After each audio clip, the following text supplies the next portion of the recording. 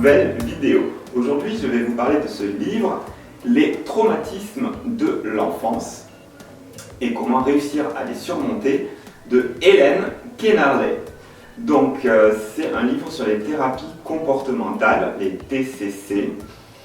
Et voilà, les thérapies comportementales et cognitives. Alors, qu'est-ce que c'est qu'un traumatisme de l'enfance? Parmi les traumatismes de l'enfance, tout le monde, ce qui vient en premier à l'idée, voilà, c'est les abus physiques ou sexuels. Alors évidemment, c'est des expériences horribles, mais le statut de victime n'est pas mis en cause. L'enfant qui a subi des abus, clairement, on l'identifie en tant, quand c'est des abus physiques ou sexuels, clairement, on l'identifie en tant que victime. Voilà.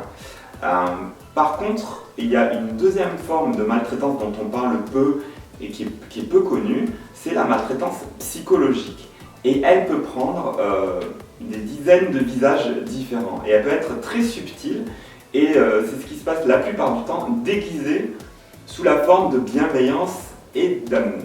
Et du coup, là, pour l'enfant, c'est très difficile de se reconnaître victime, parce que la maltraitance a fait que, par la manipulation, l'enfant va se croire coupable de telle ou telle chose en fait. Il va croire que c'est lui qui est la mauvaise personne.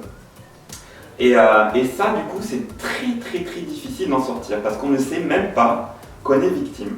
Et là où le livre est très bien expliqué, c'est que voilà, il prend en détail toutes les formes de maltraitance, même les plus subtiles, pour arriver à faire sauter en fait des verrous qu'on peut avoir à l'âge adulte et à regarder son expérience passée sous un angle complètement différent et te dire mais oui, je culpabilise depuis des années pour telle chose, alors qu'en fait non, c'est moi qui suis la victime d'une manipulation émotionnelle et du coup ça permet de commencer à pouvoir régler les choses et arrêter de culpabiliser déjà, reconnaître son statut de victime, pouvoir surmonter en fait ses blocages et améliorer son quotidien.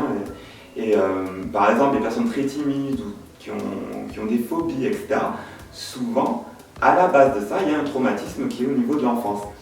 Ça peut être vis-à-vis des parents, si on a des parents qui vont être maltraitants, que ce soit physique ou bien de manière psychologique, des parents qui vont vous faire culpabiliser, qui vont vous refiler leurs peurs ou leurs angoisses. Voilà.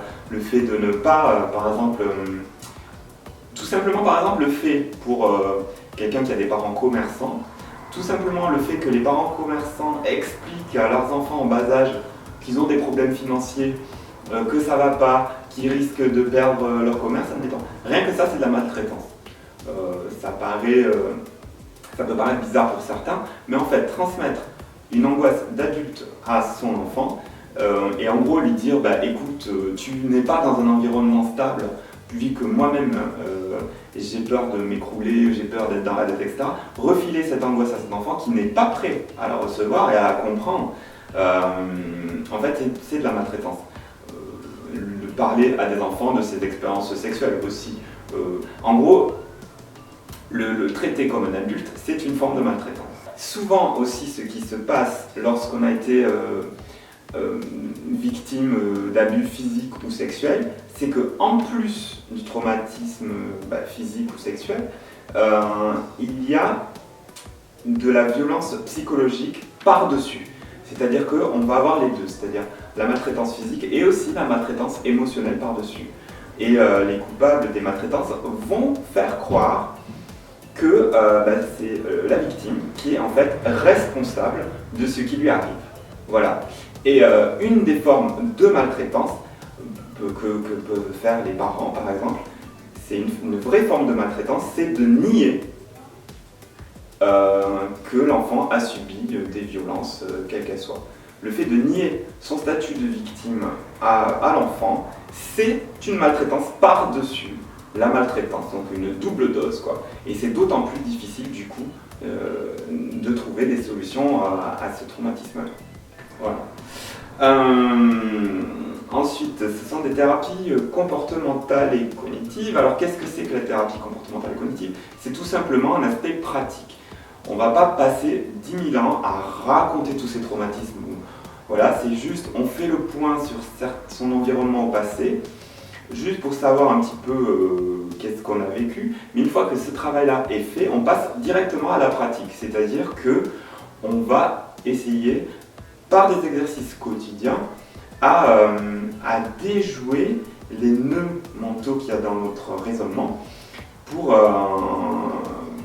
pouvoir non pas effacer ce qui s'est passé, mais effacer les conséquences de ces traumatismes, c'est-à-dire à notre quotidien, se libérer de la peur, se libérer de la culpabilité, etc. et se sentir plus heureux, plus confiant, plus serein, et en gros supprimer tous les blocages qu'on peut avoir. Donc voilà, un livre franchement extrêmement bien fait qui concerne, je pense, beaucoup plus de gens qu'on pourrait le croire.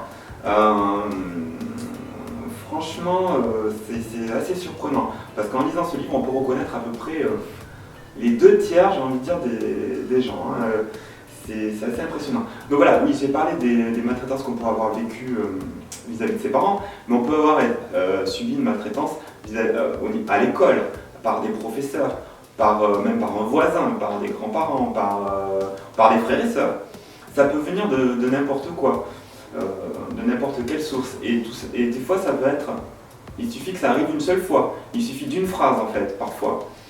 Donc, ce qui est vraiment passionnant, c'est de se dire que même si on traîne un traumatisme psychologique depuis 10, 20, 30 ans, parfois, en comprenant que ça en est un, et en appliquant les exercices adéquats, on peut se libérer d'un blocage dont on n'imaginait même pas la source.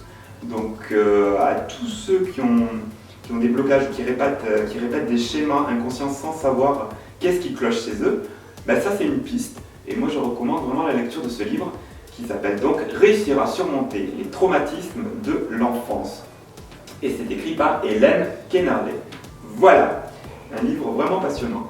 Et moi, je vous invite tout simplement à me retrouver dans la prochaine vidéo.